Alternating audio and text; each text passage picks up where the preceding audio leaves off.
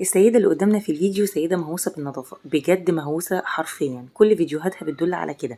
طلعت رحلة على يخت وطبعا واخدة فيها سويت. هل تكتفي ان هي تستخدم الحمام او تستخدم اي حاجة بدون تنظيف؟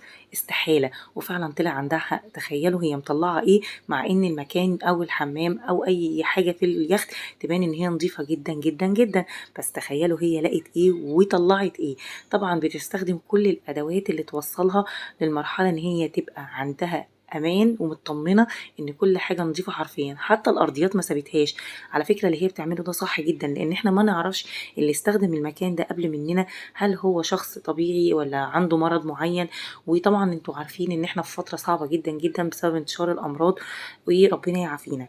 فعلا رائعه، نظفت الحمام كويس جدا جدا، قامته والارضيات وكل حاجه. ابتدت بقى ترش، تظبط دنيتها، تحط الميك اب بتاعها، لان هي رحله طويله